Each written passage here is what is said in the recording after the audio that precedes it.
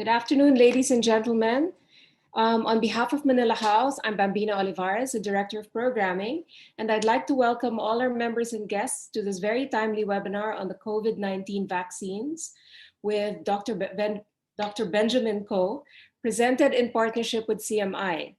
CMI, if you haven't been yet, is the first premier VIP concierge clinic in the Philippines, and it's a safe space with no queues and no crowds, which is very important this time of COVID.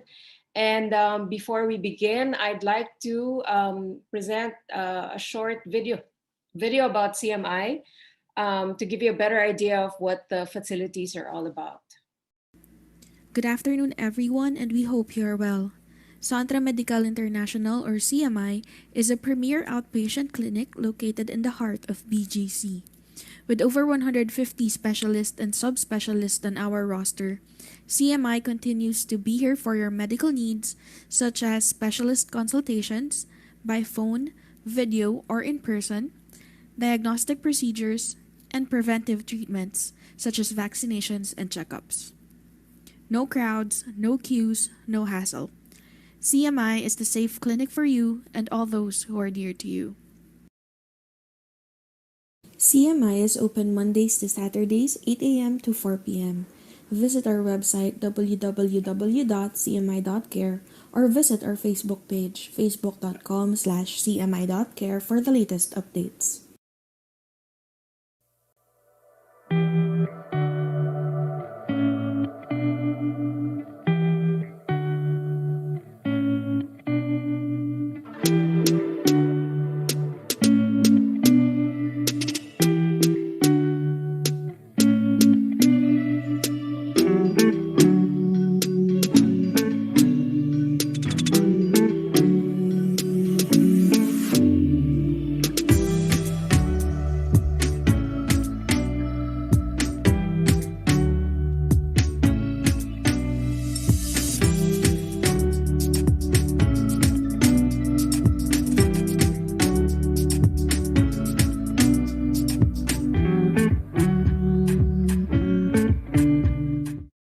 Thank you for that brief presentation. And now, before we begin, I'd like to call on one of the founders and directors of CMI, Dr. Hazel Zulig. She's a doctor herself, a neurosurgeon, and she will introduce today's speaker, Dr. Benjamin Ko. Dr. Zulig. Thank you, Bambina, and welcome all to the Manila House webinar on vaccines. I am a a proud Manila House member also, and it's nice to be on this forum with all of you. Let me introduce our speaker for today. He is one of the most sought after speakers in this time of COVID.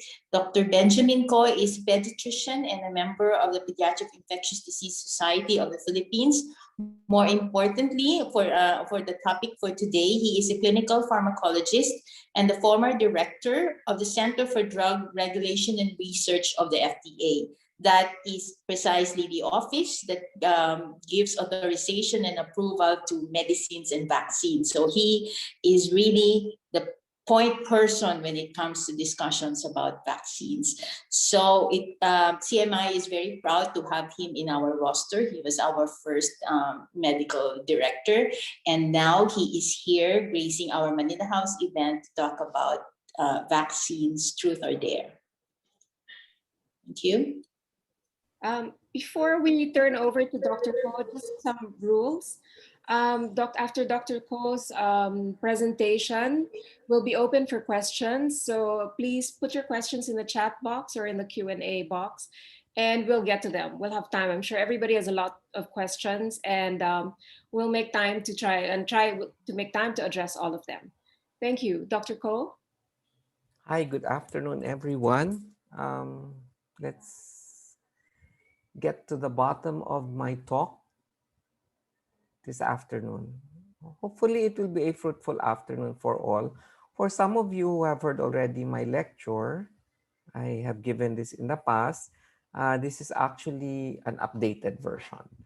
So let's start with, well, why call it truth or dare? Well, because we'll give you the facts, and all people will always say, why don't you want to dare get a jab? Well, that's because a lot of us don't know a lot of information. So today I will talk about basic immunology.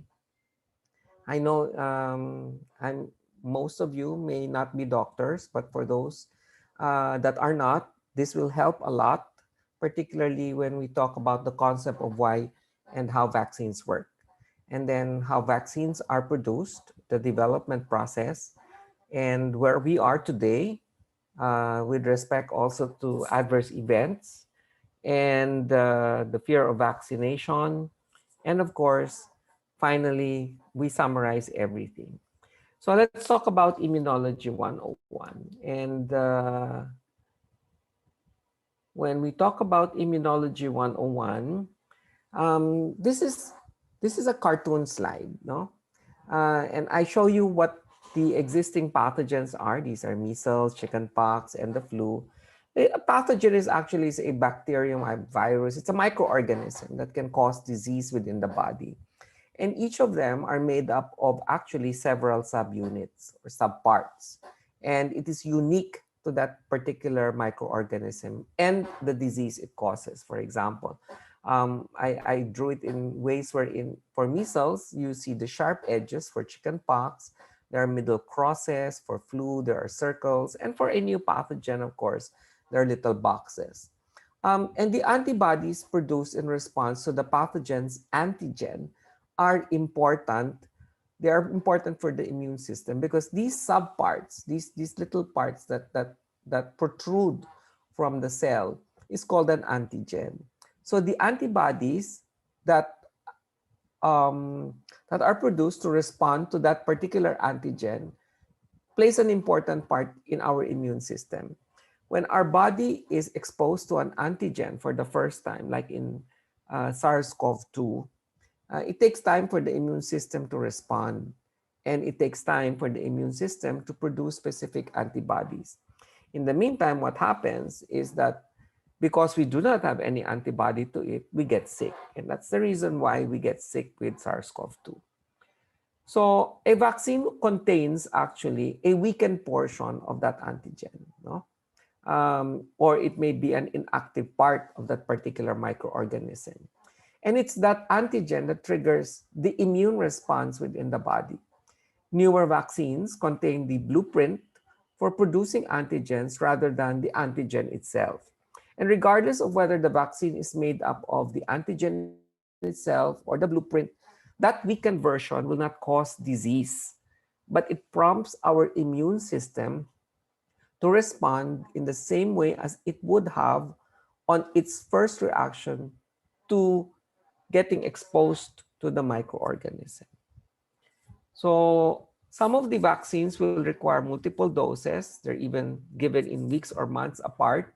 When the vaccines were initially rolled out for SARS-CoV-2 or for COVID-19 vaccines, they were spaced 3 weeks and 4 weeks apart. But now we know more information that some of them can be even spaced months apart, and some can be even given as a single dose. And this is needed to allow for the production of what we call longer living antibodies and the development of what we call memory cells.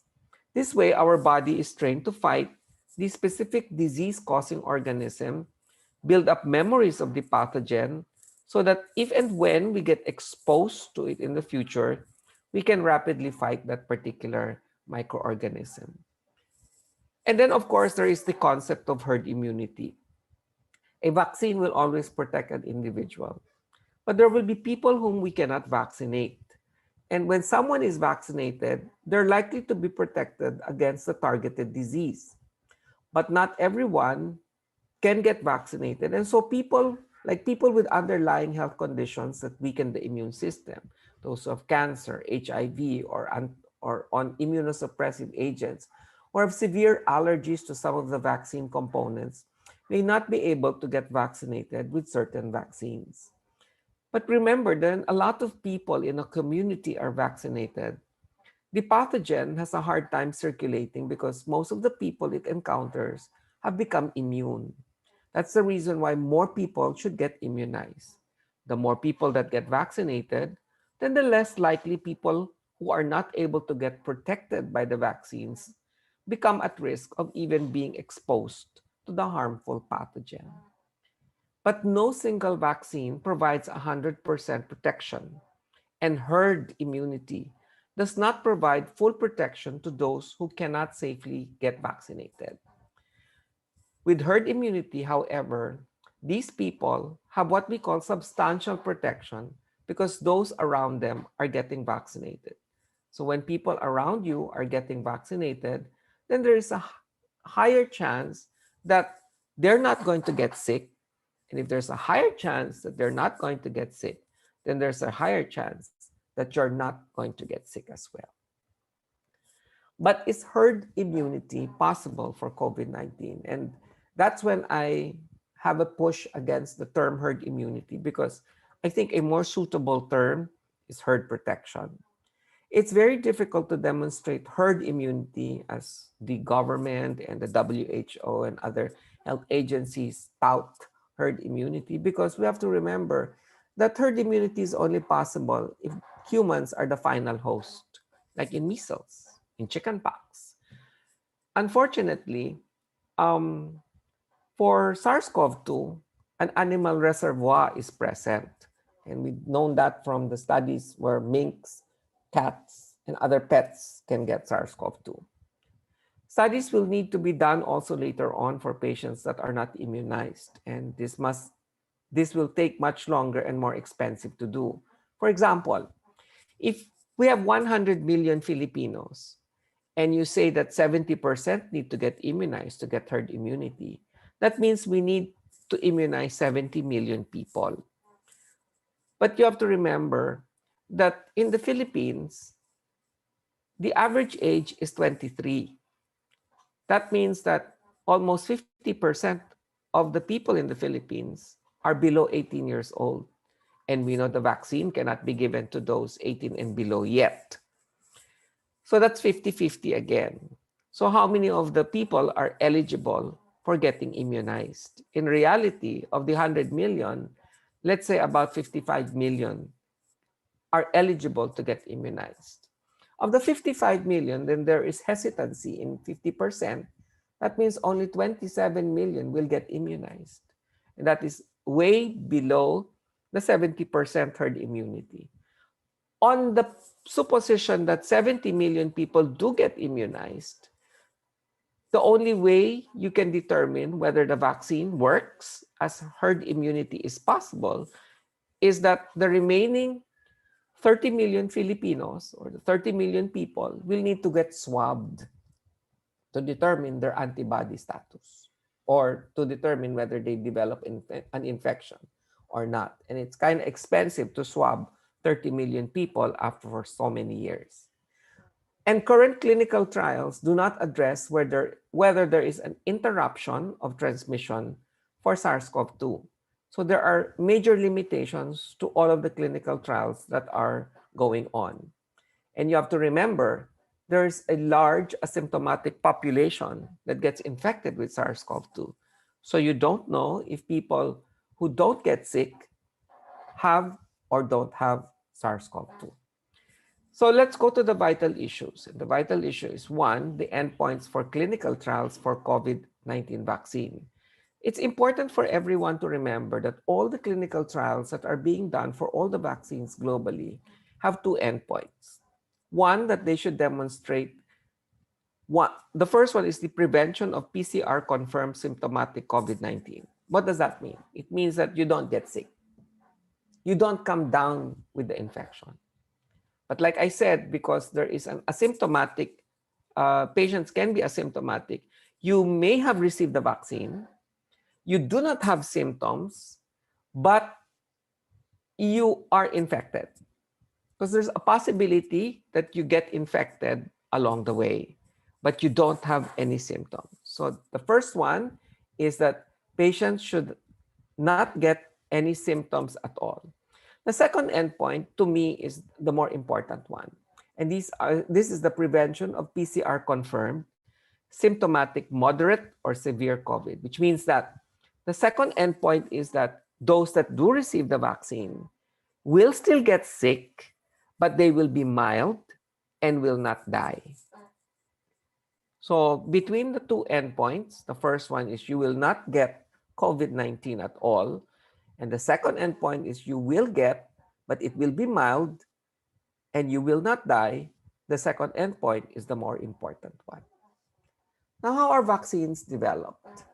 Well, basically, the key ingredient is the antigen, the one I explained to you a little while ago. And for COVID-19, for SARS-CoV-2, they're the little boxes that you see outside the shell of the cell. It's either a tiny part of the disease that causes of the disease-causing microorganism, or it can be a weakened, non-dangerous version so that your body can learn to fight it without getting sick. But that's not all what vaccines contain. I think to laymen, they may think that it's just an antigen. Unfortunately, all vaccines contain other things. Like any medicine, it needs to contain other substances in order for it to stay potent. So they are preservatives, stabilizers, surfactants, residuals, diluents, and adjuvants. And all of these things that come in together with the vaccine can cause an adverse event, not specifically to the antigen, but because of the other things that are added in a vaccine. Why do you need to put them? Well, because they serve a purpose. Preservatives, for example, prevent the vaccine from getting contaminated when the vial is opened, particularly if you are using a multi-dose vial. Sinovac's vaccine is a single dose vial, so they do not contain preservatives. On the other hand, the vaccine from Pfizer, the vaccine from Moderna, the vaccine from AstraZeneca are multi-dose vaccines. And therefore, there are preservatives in it. As a matter of fact, because they are multi-dose vaccines, and it will the the concept of multi-dose vaccines is that it makes the vaccine cheaper. Why? Because glass is expensive. Okay? So everybody has to remember that. All multi-dose vaccines end up cheaper. When the government purchases for an expanded program on immunization for children in the community, the vaccine they buy are multi-dose. They do not purchase single-dose vaccines like you give in the clinics. Now, there are stabilizers. And what do stabilizers do? They prevent chemical reactions from occurring within the vaccine, and they keep the vaccine components from sticking to the vaccine vial. Otherwise, they will stick to glass. They can either be sugar, amino acids, gelatin, and other different proteins. And of course, there are what we call the remaining substances, such as surfactants, which prevent the settling and clumping of elements.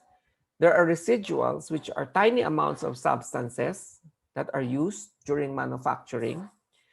They are not active ingredients, and they are only present in parts per million or parts per billion. The diluent is the liquid that is used to dilute the vaccine. It's usually sterile water or sodium chloride. And of course, the adjuvant is the one that is there to improve the immune response in order to keep the vaccine at the injection site a bit longer, or in order to stimulate local immune cells. So most of the viral vector vaccines contain an adjuvant, including the inactivated vaccines. Why? Because it serves that extra kick to stimulate local immune cells. Now, all of the vaccines go through what we call a clinical trial. And some people say, well, it's dangerous, no? The first phase is a preclinical phase. In short, we do it first in animals in order to evaluate its safety and the potential to prevent disease. Even in animals, we try to find out if there is that kick, that immune response. Because if there is no immune response in animals, then there will be no immune response in human beings. Once we're able to demonstrate an immunologic response, then we can proceed to human clinical trials. And there are different phases of the clinical trials. In summary, the Phase 1 are in healthy human volunteers. Okay. While phase 2 expands now to determine the dose, the correct dose.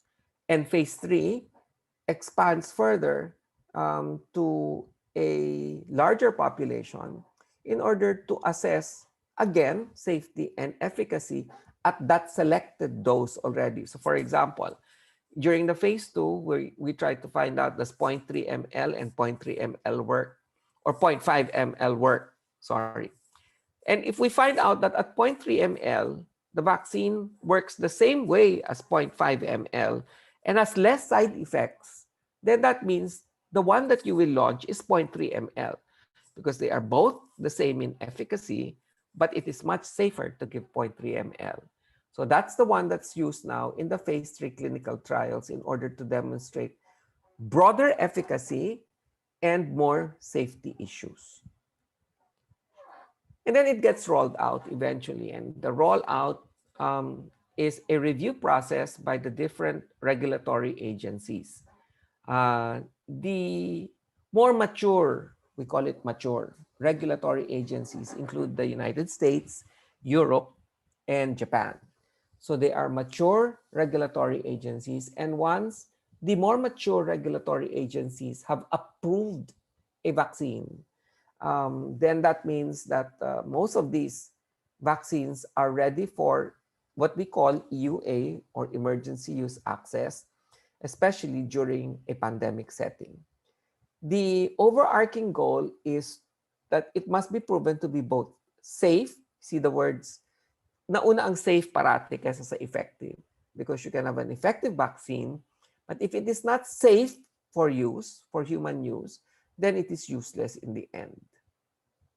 And the bar for vaccine safety and efficacy is extremely high because we recognize that vaccines are given to people who are not sick and free from the disease. Finally, when it gets rolled out in this way, when it is approved by a regulatory agency for marketing, that means the drug receives a certificate of product registration, not just an EUA, but a CPR, it can be sold over the market already. And when I say sold, it can be commercially available, not just selling at cost like an EUA is. So phase 4 is one wherein it is rolled out completely. It is available commercially, but it is still monitored even after the vaccine is introduced so that we can still continue to monitor safety and effectiveness. We keep track of the vaccine's impact, and any data that is obtained will be used to adjust policies in order to optimize the impact and allow the vaccine to be safely tracked throughout its use. Once it is used, again, it should be continuously monitored to make sure it is safe. I'm sure if for those that are listening now, you will notice that as I go over the lecture, I keep talking about safety, safety, safety. So we are rest assured that everything that gets rolled out is safe. There is no drug or vaccine or any biologic agent that is 100% without any side effect. Even the measly paracetamol has a side effect. But one wherein the benefit will always outweigh its risk. And the journey of a vaccine begins with the cold chain. We always remember that in any part of the world, we must make sure that the cold chain process is well kept, from manufacturing from the development of clinical trials to its pre-qualification to manufacturing to cold storage to the delivery and to every vaccination campaign. So this is one whole journey of the vaccine. Once this is not, any part of this is interrupted, then you will get vaccines that will not be useful. It may not cause a side effect, but it will not, because it will not cause a side effect and it is useless, That in itself is a side effect altogether. The next is the concept of efficacy versus effectiveness. Because people always talk about this is clinically efficacious, why is it clinically effective? There are two different terms. When we say efficacy, this is the degree to which a vaccine prevents the disease. And therefore, these are in clinical trials. So if I say a vaccine with an efficacy of 90% in a trial is seen, it means that there was a reduction in cases in the vaccinated group compared to the unvaccinated group. So one set of patients receives placebo or nothing at all, and the other set of patients receives the vaccine. So in those that received the vaccine, 90% of them did not get sick, while a certain percentage of those compared to the placebo got sick. But laboratory conditions do not always translate to effectiveness. So in an efficacy trial, you can overestimate the vaccine's impact in practice. Effectiveness refers to how it performs in the real world. In the real world, we do not have volunteers anymore. In the real world, we don't look at healthy volunteers and patients that are asked to not to get included in the clinical trial because of underlying illnesses. In the real world, everybody can receive the vaccine. So if the vaccine is effective, then the cases are more likely to appear in the unvaccinated individuals. So with that introduction, the next question is, where are we now with the COVID-19 vaccines? This is updated already for this talk. Currently, there are 37 in phase 1, 28 in phase 2, 20 in phase 3, 6 that are authorized, 4 have been approved for full use, and 4 have been abandoned. The abandoned vaccines include the one from the University of Queensland. Here, some of the volunteers were getting positive tests for HIV, even though they were not infected with the virus. The trouble appeared actually to lie in the vaccine design. If the spike proteins are not anchored to a coronavirus, they unfold, and the antibodies to that unfolded spike protein will not work against the folded proteins on the real viruses. So the researchers made a small change to the protein. They created a little clamp to one end to hold the molecule in its proper shape, but the clamp was similar to the protein that was on HIV, which can lead the immune system to make HIV-like antibodies. So, nagiging false positive ang HIV doon sa mga patients that received the vaccine, when in fact, they don't have HIV. So, this was abandoned by Australia. The other one is the Merck plus IAVI, because most of these vaccines are in collaboration with other companies. And this was based on vesicular stomatitis viruses. The design was designed as a pill, but they failed to trigger an immune system comparable to what happens in a natural infection with COVID-19. So they abandoned that vaccine. The other one is from Merck, together with Institut Pasteur and Themis, which are also vaccine makers. The vaccine used a weakened measles virus that carried the gene. The phase 1 trial started in August, and on January 25, they abandoned it because the vaccine provoked a response weaker than a natural infection. And the last one that was abandoned was the one from Imperial College London plus Morningside. It's a self-amplifying RNA vaccine. It's a beautiful vaccine. They collaborated with another pharma company on December 18. The pharma, I think it's called NSC, to formulate a solid version of the vaccine that is an implant on the skin without a needle. On January 27, they announced that it was not the right time to start a new efficacy trial for further vaccines, and they will turn their efforts to making candidates that will work well against the emerging variants of coronavirus. So you will notice that we got here in a warp, what we call warp speed. Of all of the vaccines, the first human trial came with Moderna. So Moderna was actually the first, not Pfizer, uh, to do the first launch of the vaccine, and that they began the clinical trial on March 16, the same time that we were on lockdown in the Philippines, in the US. And the Dutch study, you will notice that the various studies came out on the occurrence of blood clots, on analysis concluding that 40 to 45% of patients get infected, are asymptomatic. So this is what I was saying, that there's a large asymptomatic phase. And in between these, a lot of the vaccines were actually coming into play. On August 11, the first country to approve a vaccine was Russia. That was their Gamaleya vaccine. This is Sputnik V. They approved it, but you will notice that the approval as an EUA in various countries came actually only in January when it saw print in the Lancet. And Pfizer, Moderna, and AstraZeneca all announced in November of last year a successful phase 3 clinical trial, which means that this is just 6 months, just barely 6 months into the vaccine development. And what data we know is that short-term safety is the rule.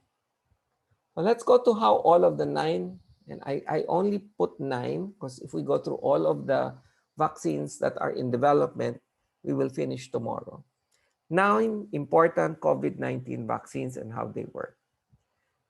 I grouped them into different categories. Let's start with what we call the mRNA vaccines. There are 2 in the market. One is Pfizer and one is Moderna. Both of them have received EUA globally, but Moderna has not applied for emergency use access in the Philippines. So there is no application for Moderna yet. So there is no EUA for this. Only Pfizer has an EUA in the Philippines. The generic name is Tozinameran, and it is branded as Comirnaty. How do these mRNA vaccines work? Both of them are the same. They will work similarly. Interestingly, a lot of people will say, what does 1273 for Moderna mean? And interestingly, look at Moderna's name, mRNA for Moderna. So it's easier to remember Moderna as the pioneer for mRNA vaccines. And the 1273 means 1,273 amino acids in its chain. So that's something that at least now you know. And that's not given in every lecture. So what do mRNA vaccines do? This is the example of this is the figure of a coronavirus, no? A virus, you can see the spikes and of course the spike protein gene, which are found inside the cell of the virus. The spike proteins here that you see outside are the target for the potential vaccines and treatments. So both Moderna and Pfizer vaccine is based on the virus's genetic instructions for building these spike proteins. And mRNA is very fragile. So once you inject mRNA, it gets chopped into pieces by our natural enzymes if you give it directly into our body. So in order to protect the vaccine, the mRNA that you see in between here was ingeniously wrapped in a lipid nanoparticle that surrounds the mRNA. And the mRNA molecules actually quickly fall apart in room temperature. So this is not stable. That's why the Pfizer vaccines are more difficult to handle than the Moderna vaccines. Pfizer has now data that you don't need to store it at -70 or at ultra low temperature. And they have submitted, may I use my words correctly, submitted to the US FDA data that it can be stored at -15 to -25. Now, the stability data is still up for review. So, because it is still up for review, it does not mean that you can store it at -15 to -25 at once. Until the data is out, then it's still at -70. So when you inject the vaccine, it now bumps into the cell. Okay, so this is our vaccinated cell, and it fuses and releases that mRNA into the vaccinated cell. And then it produces a spike protein. 3 spike proteins make a spike, and these spikes and the protein fragments now try to insert themselves so that they can protrude outside of the cell. Some of the spike proteins form spikes that will migrate to the surface of the cell. It sticks out their tips, and the vaccinated cells break up some of these proteins into fragments which present on the surface. These protruding spikes and the spike protein fragments, the ones you see in the letter Y, are recognized by our immune system. So it enters our cell. Now our cell spots the intruder. When a vaccinated cell dies, so that particular cell that I showed you a while ago, the vaccinated cell, it's going to die. What happens when it dies? All of these now float in our body. Okay? So all the debris now float.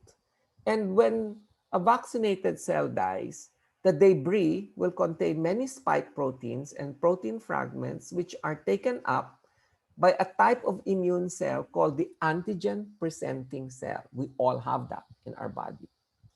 The cell presents fragments of the spike protein on its surface, and there are helper T cells that recognize some of these spike protein fragments.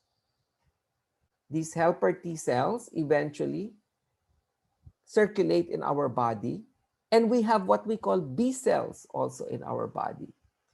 These B cells bump into the coronavirus spikes on the surface of the vaccinated cell. Remember, we were talking about the vaccinated cell a while ago. Some of them won't burst. Some of them just are still there. So the B cells now bump into them. And when the B cells bump into the coronavirus spike, some are able to lock into the spike proteins. So when they are locking into the spike proteins, and if the B cells are activated by the helper T cells, these start to proliferate. And what happens if they lock into it is that they proliferate and they pour out all the antibodies that target the spike proteins. And all the antibodies that are now present in our system can latch on when the coronavirus is seen in our system. They latch on to the coronavirus. They mark the virus now for destruction and prevent infection by blocking these spikes from the virus from latching on to other cells. And that's the beauty of our antibodies. Again, those antigen-presenting cells can also activate another type of immune cells called activated killer cells in our body. They seek out, destroy the coronavirus infected cells that display those spike proteins and fragments on their surface. So that's the way the mRNA and most of the other vaccines work.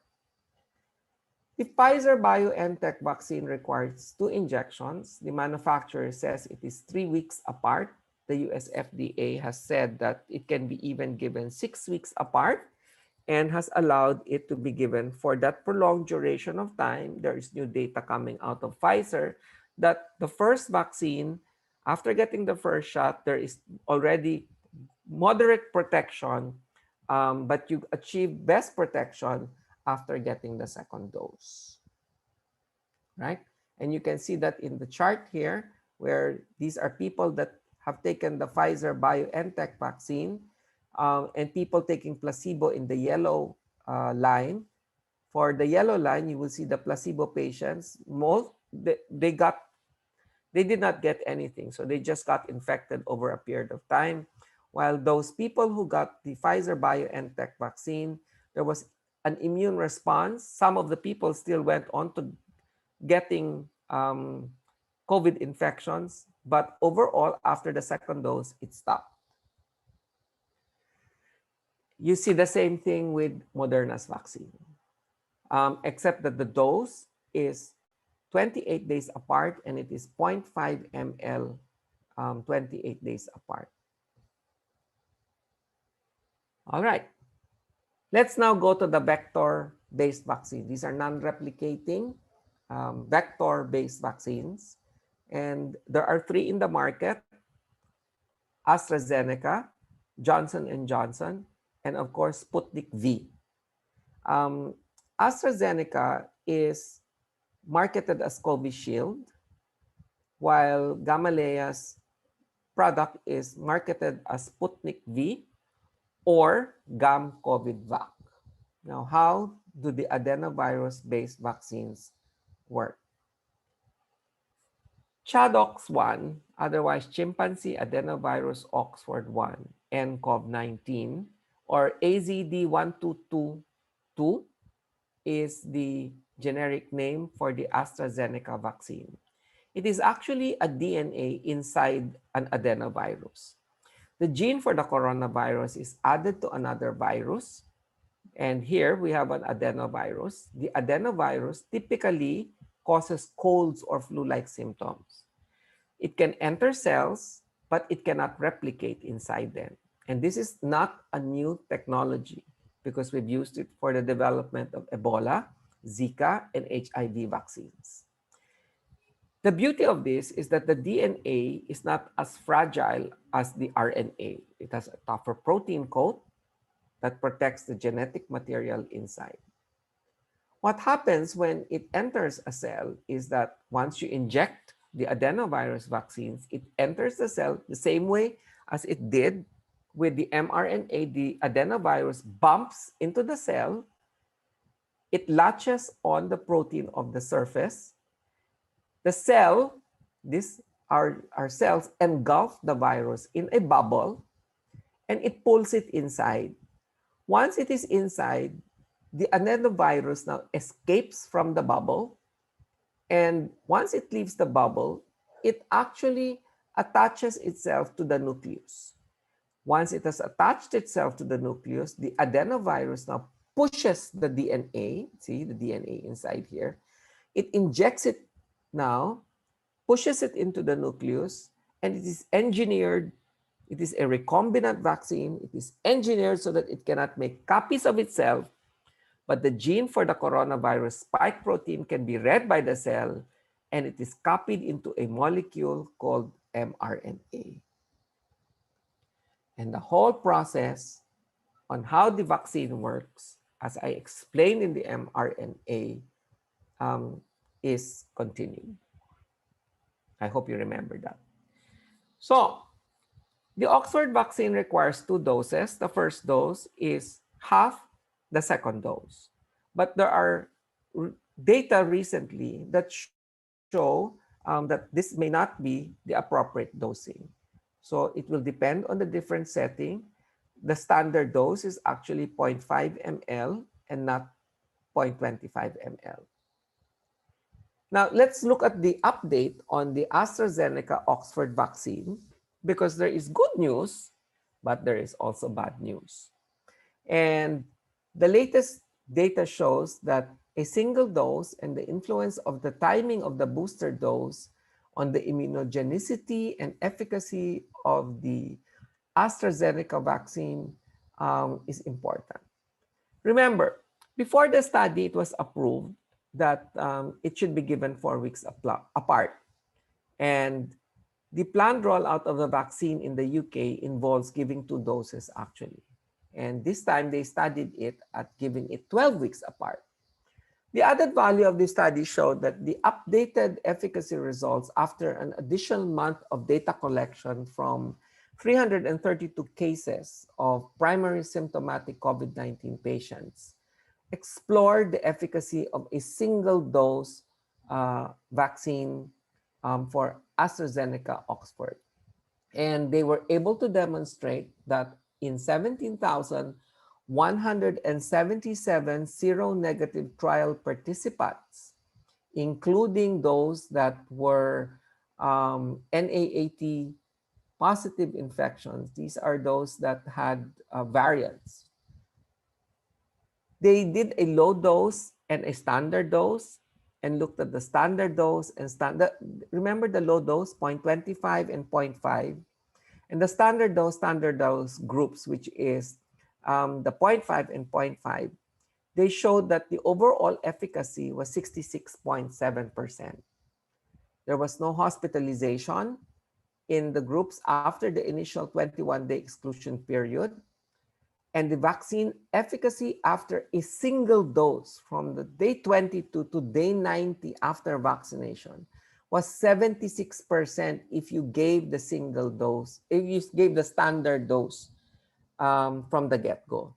So the anti-levels were actually maintained during the 3 months period.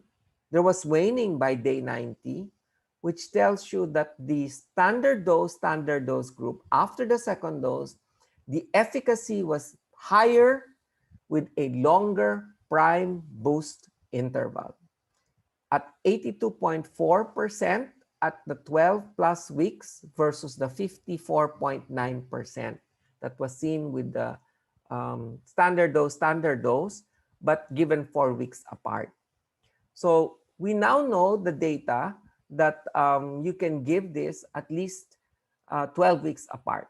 So after the first dose of the AstraZeneca, the second dose is recommended now to be given 12 weeks later or 3 months later, rather than giving it 4 weeks apart.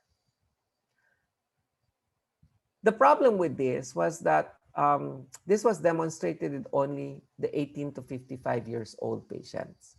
That's the reason probably why Switzerland did not support the data for AstraZeneca. Now on transmission, they also have new data to support transmission. The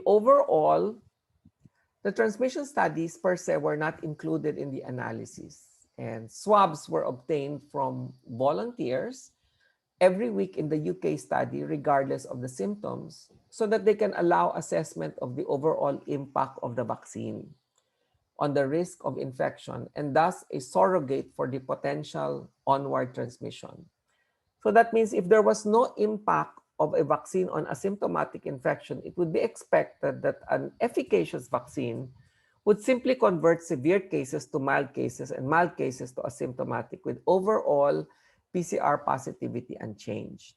So what they did was they measured the overall PCR positivity to assess the reduction in the burden of infection.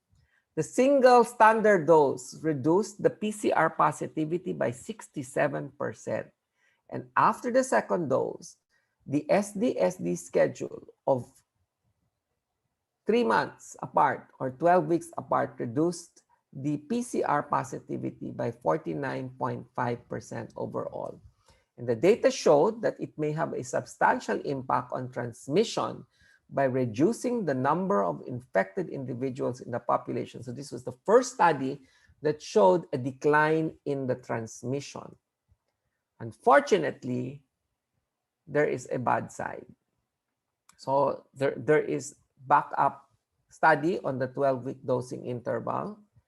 And the bad news is that it doesn't really work well in patients who have the variant, particularly the South Africa variant, the B.1.351.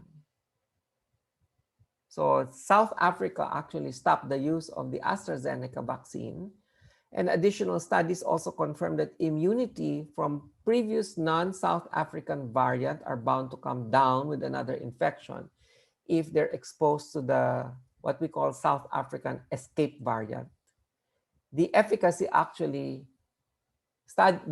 study here for the South African variant using the AstraZeneca vaccine showed protection only of 10%. And the data is limited because this was done in younger individuals who went on to still have mild to moderate disease when compared to placebo. Next is the Johnson and Johnson. This has been approved, and they have announced already that it has met the primary endpoints of its interim analysis. They have applied for EUA. Overall, it has 57% efficacy in South Africa. When they were doing this, there was already circulating South African variants in the country where they were doing this, which was particularly South Africa. So that's not really a very bad efficacy considering the fact that it has 57% efficacy, and Johnson and Johnson's vaccine is a single dose. There is no added dose to this, although they're doing studies now to find out if they give the second dose, will it improve its endpoint efficacy. The other one that's interesting is Sputnik V. Some of the researchers worry that our immune systems can respond to an adenovirus vaccine by making antibodies against it. So it would render the second dose ineffective. So in order to avoid this, the Russian researchers used one type of adenovirus, which is AD26. And the second dose is AD5. So 3 weeks later, magkaibang vaccine ang ibibigay mo. One is adenovirus 26, the second one is adenovirus 5. Which makes this a more difficult vaccine to develop. Kasi dapat yung unang dose in the clinical trials was AD26 and the second is AD5. So may color coding ka pa sa kahon niya. Does it work? Yep. It's safe and effective, and it showed at least 91.6% efficacy against the virus. This is the original virus, and it's completely protective against severe cases.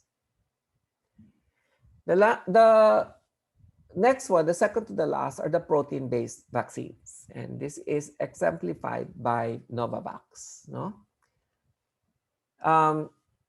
This is unique in the sense that the modified spike gene here teaches the immune system to make antibodies to the spike protein. What they did was they inserted the gene into a baculovirus and allowed it to infect moth cells.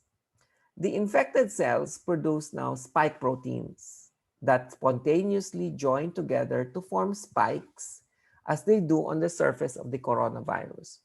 So it's the same method actually of growing and harvesting virus proteins for flu and the HPV vaccine or the vaccine against cervical cancer. So it's really not something new. So people get scared. These are new, these are new. No, it's not. It's not. They're old technologies. It's just that you don't know what the technologies are.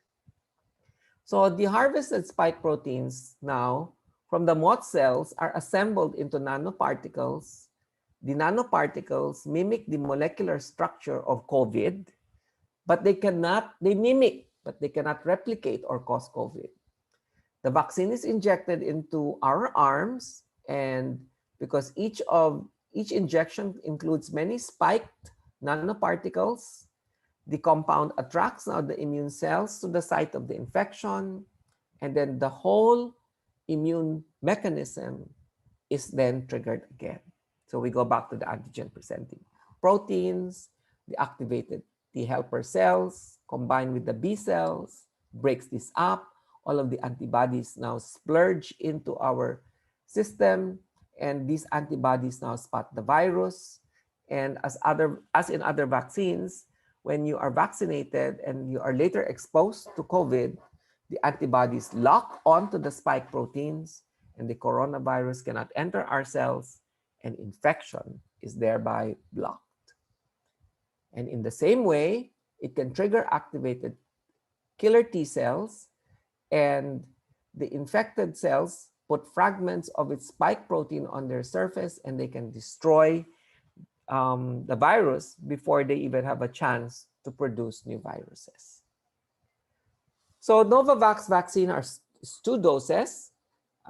first dose and second dose is given 3 weeks apart. Now, what do the study results show? May result na ang Novavax. So this is another one that is in EUA application. People always tell me, isn't that the Indian vaccine? No, it's an American vaccine. It just so happens that the manufacturing site is in India because India has very beautiful manufacturing sites and they are more capacitated with that. Now, if the Philippines only had a manufacturing plant that could do vaccines, then we wouldn't have this headache and this problem. So it enrolled more than 15,000 participants, 18 to 84 years old. Look at the population that's more than 65. Almost 30% were more than 65 years old. And again, the primary and secondary endpoints. Remember, I talked about primary endpoint. Primary endpoint is whether you get sick or not. So of the primary endpoint, 56 in placebo got sick. They had 62 cases, 56 in placebo, and only 6 in patients that received the vaccine. So its overall vaccine efficacy is 89.3%. Now, this is one vaccine wherein it has data actually on the South African escape variant. Because at the time that they were doing this clinical trial,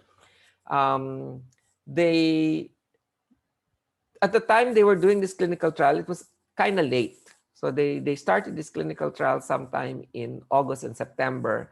And that was when the South Africa escape variant was predominant and was circulating actually in South Africa. So they were recruiting patients who had the SA escape variant, and they were able to demonstrate even 60% efficacy. This is also the only vaccine that showed efficacy in patients who have HIV. So in patients who are positive for HIV, it has an efficacy of 49.4%. And the data suggests that the prior infection with COVID-19 may not completely protect against subsequent infection by the South Africa escape variant. However, the vaccination with this vaccine proved that it had significant protection. While they are still doing new construct against the emerging strains and selecting an ideal candidate, if you're looking at a vaccine that probably would address in actuality, not in the lab. Remember, Pfizer's vaccine says that they also are effective against the variants. That's based on lab. That's based on laboratory data, in vitro data yan. That is not based on clinical trial data. So based on in vitro data, it may work, but if you look at which of them had clinical trial endpoints, it was the Novavax or the South African vaccine, as the Novavax vaccine against the South African escape variants. Last is the inactivated coronavirus vaccine. I know I've been talking for almost an hour. I told them that I will stop in a few minutes. There are 3. One is Sinopharm, the other one is Sinovac, and the other one is Bharat Biotech. The name for Sinovac is CoronaVac, Bharat Biotech is Covaxin, while Sinopharm is Sinopharm or BBIPBP CorV. BBIBP CorV, all of them actually come from one major variant. No? From the Beijing Institute researchers, they obtained 3 variants of the coronavirus vaccine from patients in Chinese hospitals. And they picked one because it was able to multiply quickly in monkey kidney cells grown in bioreactor tanks. So how do you make an inactivated vaccine? Because this is actually one of the safest because it has the oldest technology. So what you do is with large stocks of the coronavirus, you douse it with a chemical called beta-propionolactone. The compound disables the coronavirus by bonding to their genes. The inactivated, so ang nangyayari na i-inactivate yung coronaviruses, they cannot replicate, but their proteins, including their spikes, these remain intact. And you draw off the inactivated viruses and mix them with a tiny amount of the adjuvant. Remember I talked about adjuvant in the beginning? The adjuvant is there to stimulate the immune system to boost its response to the vaccine.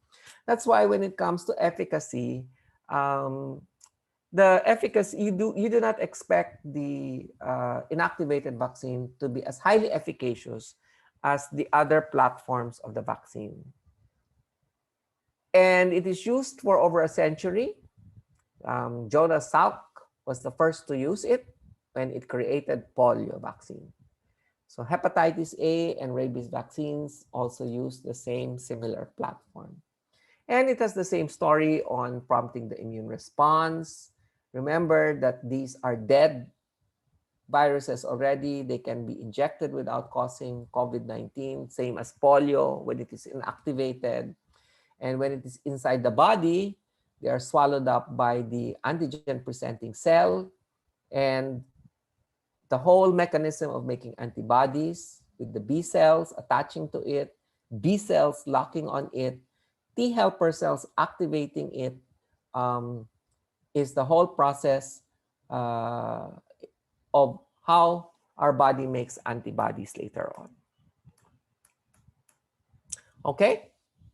So let's try to sum it up in the next 10 minutes because I think I've been talking too long. So do the various efficacy values matter? Well, the clinical trial world versus the real world, yes, it matters. We'll notice that the real world is really different. Once the vaccines have been rolled out, there will still people that will still get sick. And all current data show only short-term efficacy as the vaccines in development have been barely out of gathering data, and many are still a combination of ongoing phase 1 and phase 2 clinical trials.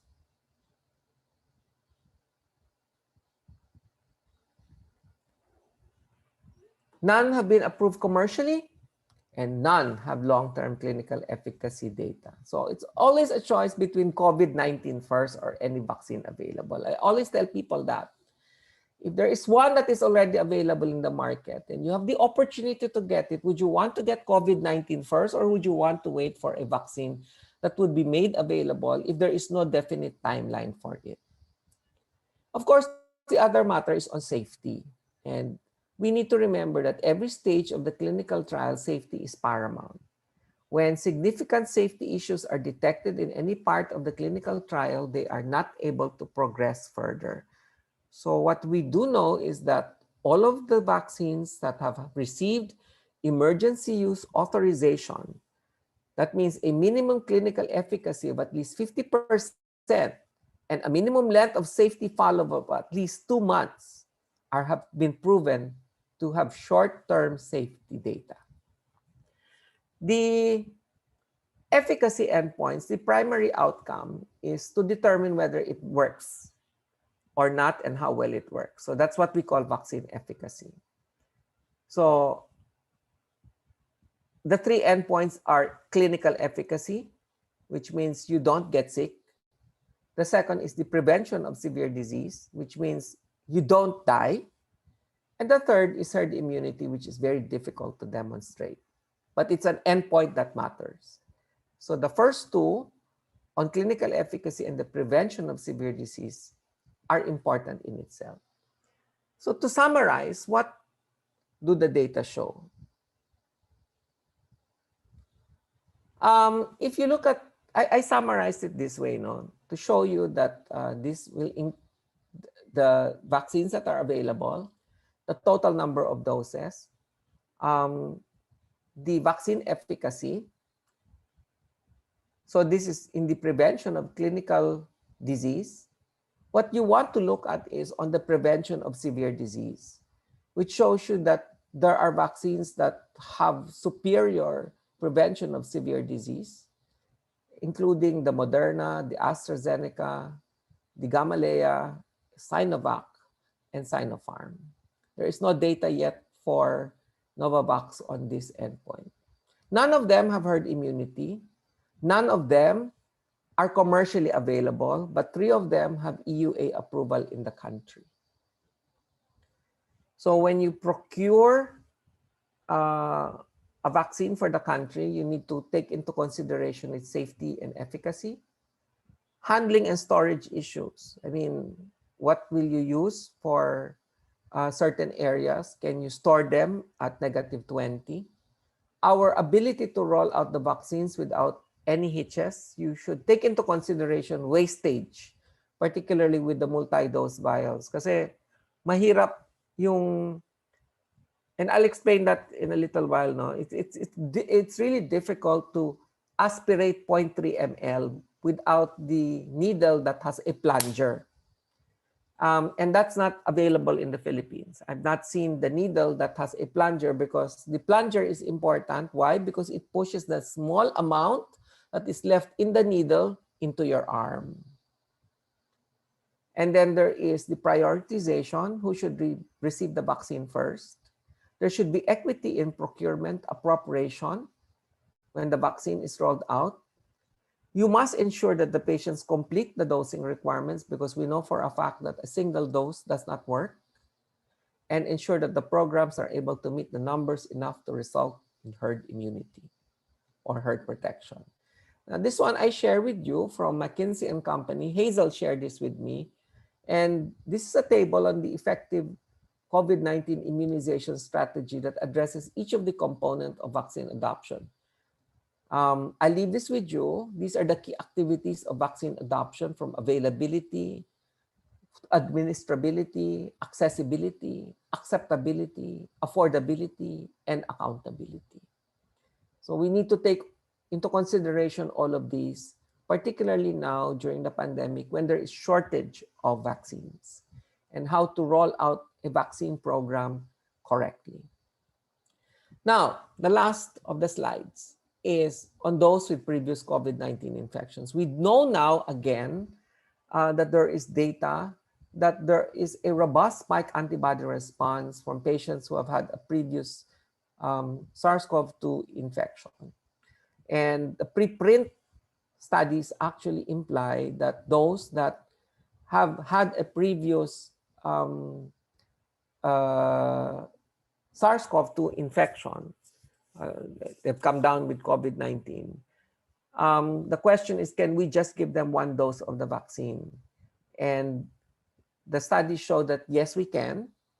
And this probably during a time wherein there is shortage of the vaccine, this will probably be a time wherein these are patients that can wait before they get the they get the first dose. They should still receive the vaccine.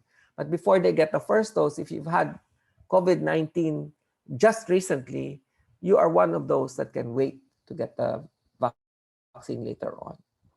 And this is just a guide by the DOH, to who and when to get the vaccine. So you must assess the vaccine recipient. So if they are within the age of less than 16, they have allergies to polyethylene glycol, or they have a severe allergic reaction after the first dose of the vaccine, these are patients that should not get the vaccine anymore. So do not vaccinate.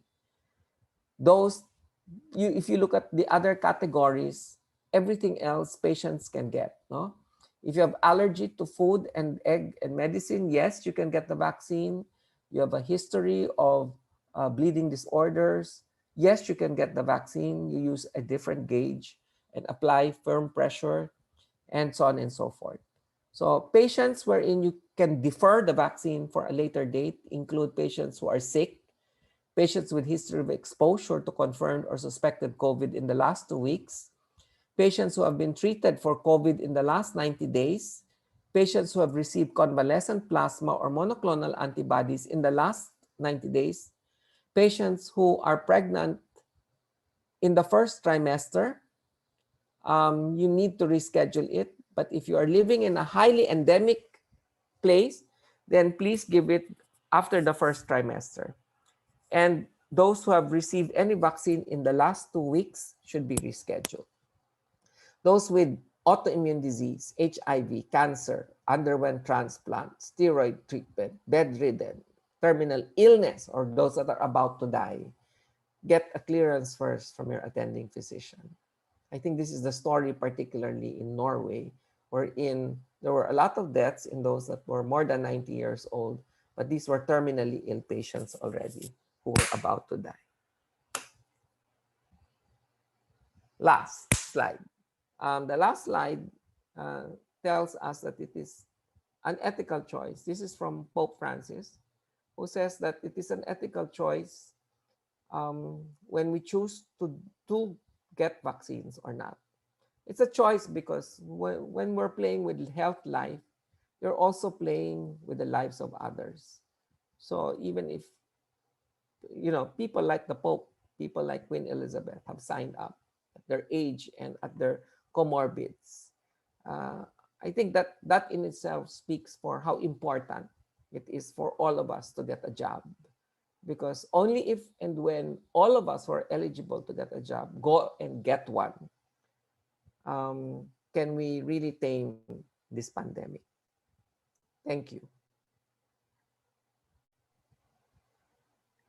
Thank you, Dr. Benji. That was extremely comprehensive and super informative. I think we learned a lot today. It was like an amazing lecture, actually. I'm sure I see a lot of questions here. Can I ask, you were talking about Pope Francis and Queen and all that signing up to do the vaccine, to take the vaccine. How do you convince, let's say, our household help or whatever, who don't want to take the vaccine, who have their own hesitations? How do we convince them that it's the thing to do? Well, I can't start my video because the host does not want me to. Oh, let me fix that for you. Sorry. Okay, so everybody can see me. Yeah. Well, then we need to do a campaign. No? I think some of the issues on vaccine confidence is actually on trust. No? Trust on what they will get. Trust on how to that we need to impart to them that the first thing is to make sure that they understand what vaccines they're getting and how much protection they're actually getting from every vaccine, and why it takes a whole community to get the shots in order to bring down the number of cases. And I think another issue with them is the cost, because they're not assured whether it's something that they will get for free or that they will need to pay out of the pocket. So when something is given for free, we know for a fact that a lot of people are more than willing to get. And syempre, many of them are afraid because of the previous Dengvaxia and so on and so forth. Yeah. Okay. Now let me So there's an education campaign that we need to do for the lay. And they've already conceptualized this campaign. I hope so. The Department of Health should do that. But you see, if there is mistrust in government, I hate saying that, no? If there is mistrust in government, then whatever government says, people will not believe. Yeah, there's a trust issue. That's true. But when you said about I noticed you said about Pfizer needing to be stored at -70, but you were saying that they've applied for FDA consideration for -15 to -25. That's our normal freezer. No, that's not. That's still, that's a deep freezer. -20 is yung sa bangkay. No? If you, our bodies, I hate saying that, but that's the best description. -20 is still deep freezing. So -20 to -40 is you want to use a deep freezer. Your ordinary ref freezer will not bring you down to -20. In terms of logistics, how is it coming in here? It's being shipped frozen with cold storage. Yes. Ready I here. think Hazel knows more about the logistics with this rather than me. But all I know is that they must ship it the proper way, because any movement in the temperature, any disruption of the cold chain will make the vaccine less potent. In short, it will give you a false sense of security. It may not harm you, but it will not protect you as well. Hazel, did you want to say something? If you have any inside information about the shipment? Well, a lot of that is involves the packing. So there are several layers of the special packing, especially the -70, the ultra cool, and they also have indicators. So anytime the temperature is breached, it actually indicates. So you have to throw out the whole box. So that's why it's very, very sensitive. And not only is it in the warehousing, but it's also in the trucks, and then the receiving pharmacy or clinic should have the facility. That's why I've always been asking this about the government's plan of how this is going to be rolled out. After all, correct me if I'm wrong, Benji, vaccines are medicines. They're covered by the pharmacy law.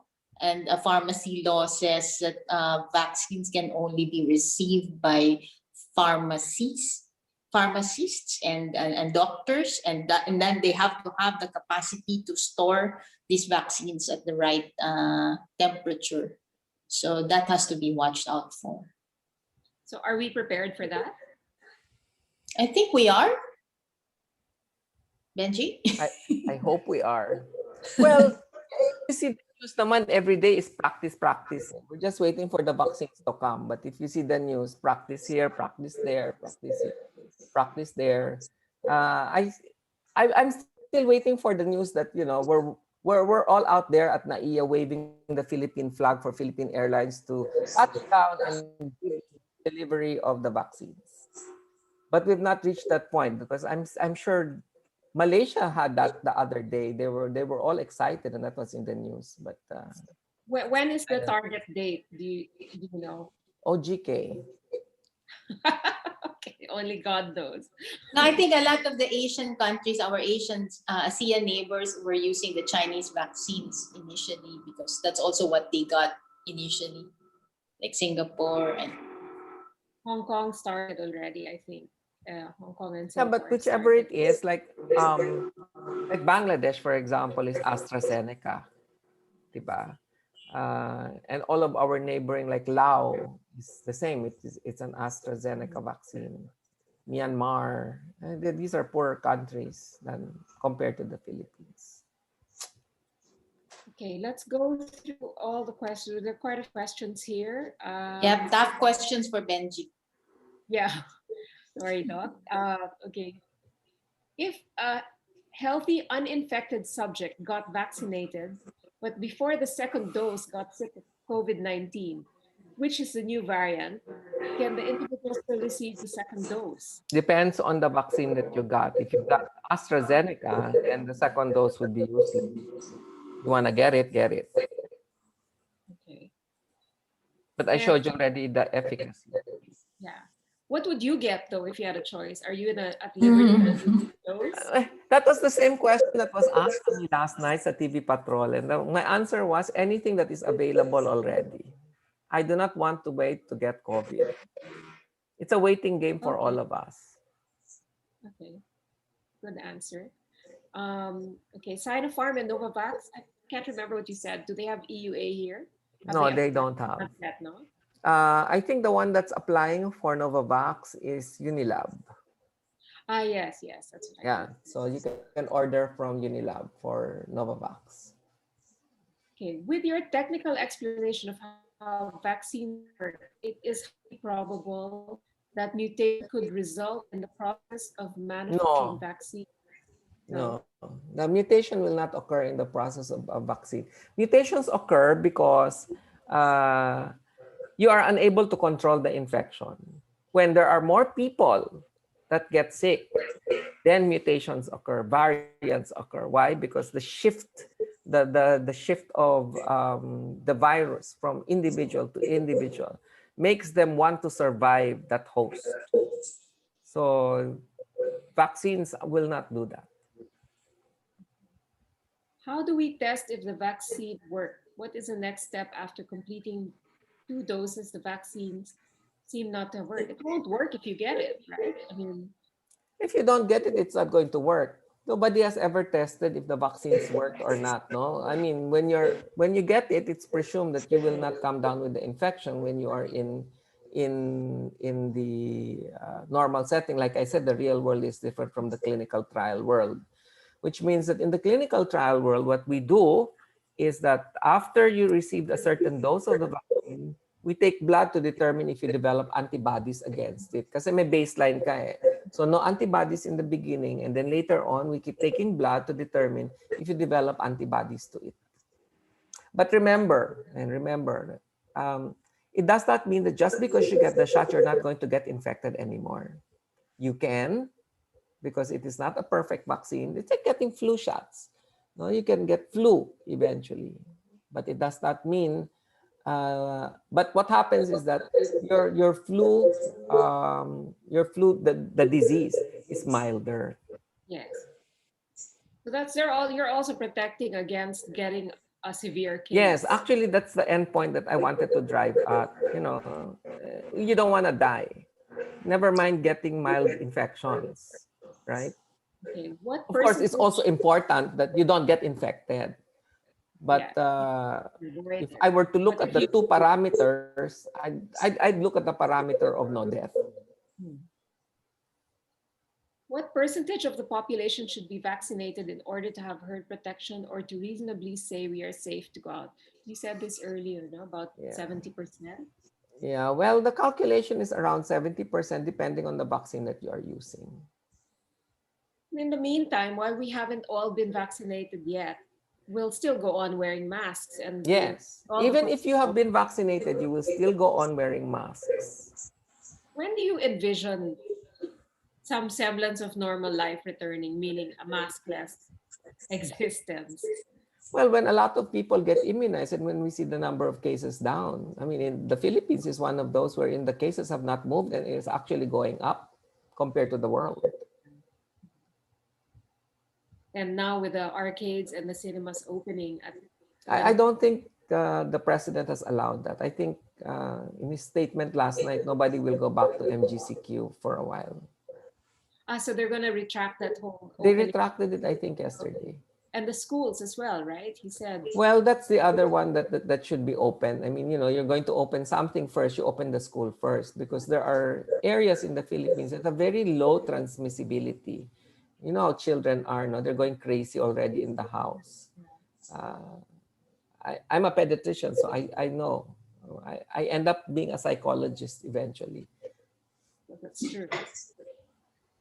You mentioned this already, no? 100% efficacy against severe disease of Moderna, AstraZeneca, Gamaleya, Sinopharm, and Sinovac.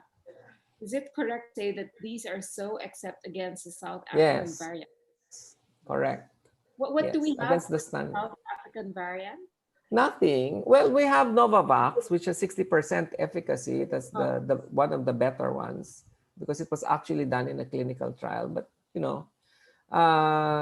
the vaccine companies are rushing now, like Moderna and Pfizer, are rushing now to address the variants as well. So they're developing a booster vaccine against them. But the variants will change every time. So you'll have to keep racing against time against these variants. eventually, will there be a vaccine that will cover all the variants, or it has to evolve the way the variants I think evolve? it will, yeah, I think it will be a yearly thing. Once a year, Like a like just booster like every flu, we're year. going to get the shots. And I think you mentioned this earlier, just to go back to it. Do you recommend taking a rapid antibody test after full No, dose of no, vaccine? no. If you're going to do that, don't get the vaccine na lang. I mean, you Yeah, don't trust the vaccine, di ba? yeah. Well, I guess people want to measure what they're No, it's not a good measure of your con. That means you okay. should get it before you get the shot. So you have a baseline. Yes. How do you know if your antibodies are high because you got COVID, but you did not know that you got COVID because you were asymptomatic? But if we're asymptomatic, if you said there's a lot of cases of asymptomatic people infected with COVID, how do we know? Is antibody the only test? Is the only that the only way we know? Yeah.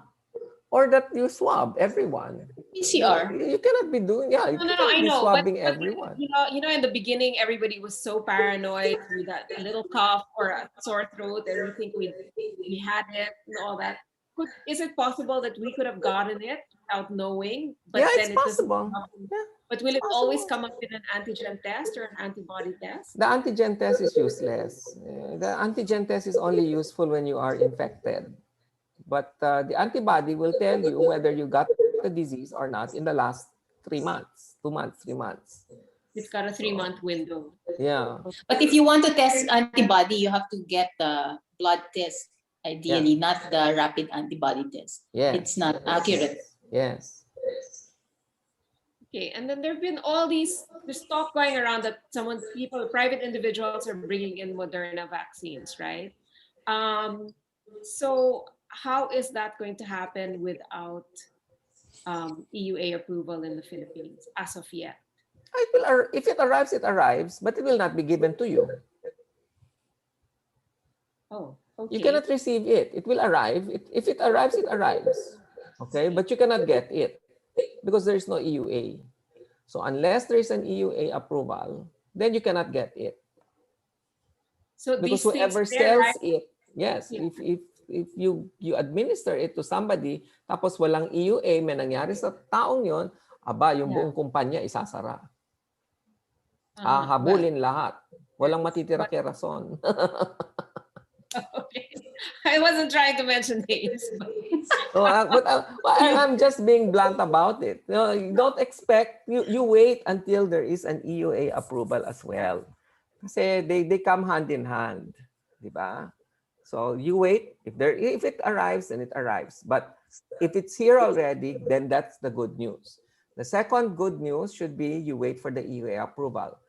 You have to remember that all vaccines have expiration dates. Okay. And as far as I know, the stability of all of these current vaccines are 6 months. So if it So arrives kung, without the EUA, it will have to be stored. And after 6 months, if it hasn't received the permit, it'll have to be destroyed. Okay. Let's hope that the EUA comes soon. somebody has to apply for it. That's the problem.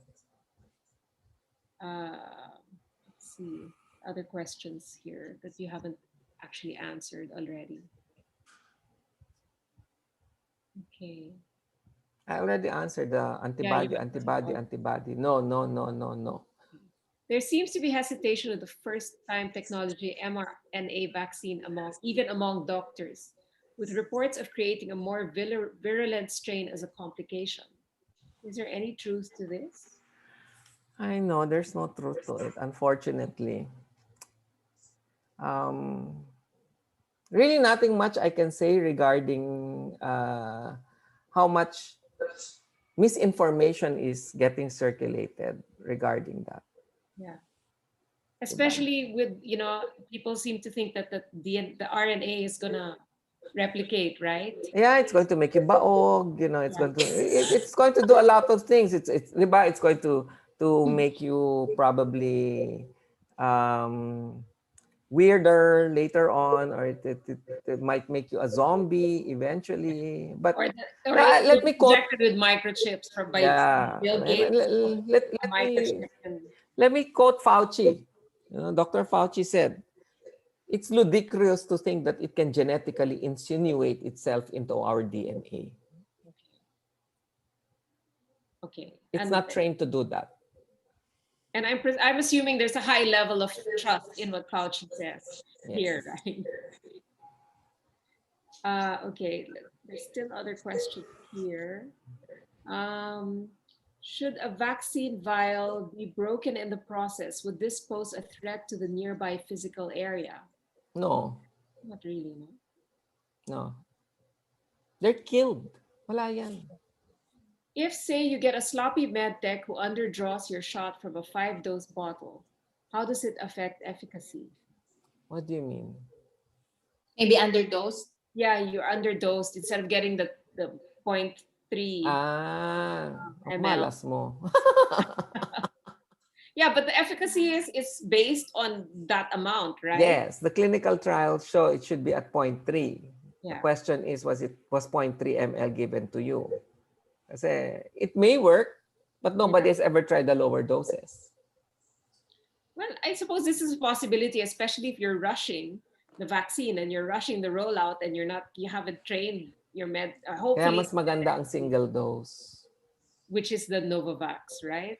No, No, which the is the Sinovac. Sinovac. Sinovac. Oh, okay. Here's a political question. Why wouldn't the government give an EUA when it's urgent? Is that an Because, FDA thing? no, I will give you an answer to that. Because you need someone to apply. You cannot give an EUA to somebody who has not applied anything. Yeah. Because you will blame the government naman na, why are you giving an EUA? Hindi naman pala siya nag-apply. So it's an administrative thing, really. Yes, Yeah. yes. You cannot give something to someone who does not ask for it. Are all possible side effects from vaccine treatable? New York Times carried an article about a Filipina who developed a rare blood condition. Are Philippine hospitals able to treat such if it occurs? Well, that Filipina that developed that rare blood condition, we do not know if it is vaccine related or not. You know, there are some things that we do not know. Like, for example, the timing of the administration of the vaccine and the occurrence of the disease. Because it's possible that you were already sick from the get-go. All right. But you just did not know. Yeah. I have people like that. I have people like that. I have patients like that, that they already had an underlying medical problem, but they do not know until some laboratory tests are done. For that Filipina may not have been having regular checkups. Her last checkup may have been a year ago. Diba? So let's not put one and one together just for the vaccines. It's really, really rare that you get I think the most important thing that you need to remember is all of the vaccines will cause some degree of pain. It will cause some degree of Discomfort. side effect, discomfort, yeah, your term. But the one that you're after is an anaphylactic reaction. Yung one wherein pagkabigay mo, bag patay, di ba? Or hindi makahinga. Yun ang more concerning issue. Hindi yung mga masakit eh. O, di ba? O yung sumakit yung ulo niya a day later pero nawala naman a day after. Or those that develop chills and a little fever 24 to 48 hours after the vaccine. But that's usually seen in the second dose of the mRNA vaccines because that means your immune system is alive, well, and kicking But that because it's also happens fighting with it other off. vaccines, right? For other Yeah. illnesses, you can Yeah. also get those reactions.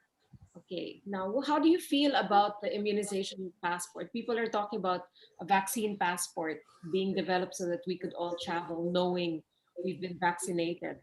That's a little bit of a contentious issue, right? Because Yeah, I don't think that's within discriminated.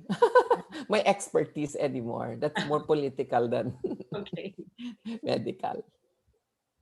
Now, if you get an allergic reaction after receiving the first dose and can no longer receive the second dose, are you still at least partially protected? You Well, may you, be. Yeah, yeah. you may be. But I don't think it should be a contraindication to receiving the second dose unless that allergic reaction was one that was life-threatening. I go back to the point eh. Kasi if it's just an allergic reaction that you developed a rash or you developed some pruritus, then that shouldn't be a big deal. You can get the second shot. How do we make sure that people get the second shot? That's the other thing, right? There's a kind of Yes. Yeah, that's a why there fee. should be that's what I presented Care of Hazel. Yeah. She shared that dapat may IT, may registry. Hindi pwedeng basta-basta na lang na we give the shot and then you sign it on a card. You need to input it as well so that people know what vaccine they got first and then that's when the second one is due. Somebody should contact them that the second one is due and when it is due and so on and so forth. So That's it's the practice that the Philippines should have. Hindi yung turok-turok on the side. Doon magaling na tayo. Pero yung practice doon sa registry at saka sa systems, dapat magawa natin. okay. I think we have one final question. do you consider it ethical? For example, you're getting the vaccine, so prior to the administration, you check to make sure that the dosage is correct.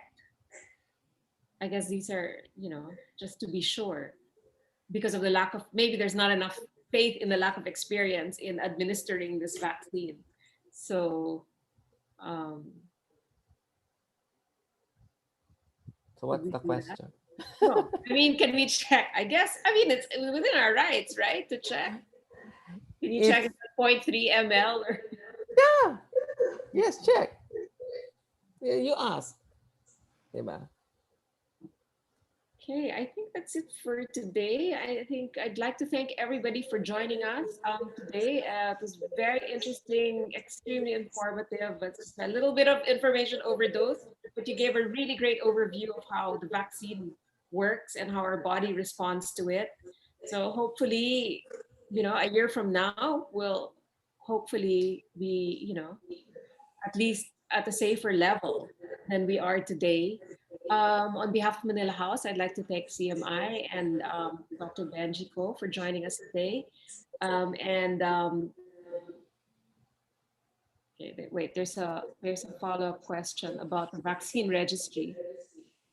You cannot be given a different vaccine, right? For the second dose. No. Take this okay. There's no interchangeability. Okay, just a reminder, next week we have a couple of webinars coming up. We've got we have an art talk coming up on March 4, a talk about your mental and your mental well-being during quarantine on March 3. And we have a full program for March, and just stay tuned. We'll inform you in due course. And this talk has been recorded. It will be up on YouTube in a day or so in our Manila House YouTube channel. Before we close, Dr. Ko, what final words of encouragement Yeah, when you're eligible and the vaccine is available, make it our ethical and social duty to get a job. You're not only protecting yourself, you're protecting your whole family, your whole community, and this is the only way. Well, it may not be the perfect solution. It may not be the perfect solution, but it's the only way we can really move on from here, because a lot of us have suffered enough in terms of economy, socially, mentally, physically. thanks. I We think need that everybody in this together. pretty much sums it up. Yeah. Dr. Hazel, maybe final words from your perch over there in Europe, in Monte Carlo. Well, it's the same thing as Benji said. We read, we always watch on the news how Israel and UK are doing it. They're already now laying out their plan to get out of the lockdown. UK said it's going to be now their last lockdown, and they're opening up starting May. And it's something that we all are waiting for. We've been waiting for a year. I want to come home to Manila. So vaccination is really our only way out of this. And I hope that there's just so much misinformation, and that's causing the vaccine hesitancy. So it is also all our responsibility to make sure that the right information gets out there. So thank you, Manila House, for helping us. Thanks everyone for joining us today, and we hope to see you soon. Thanks, Dr. Benji and Dr. Hazel. Thank you to CMI. Okay, bye everyone. Bye. Bye, Hazel. Right. Thank you.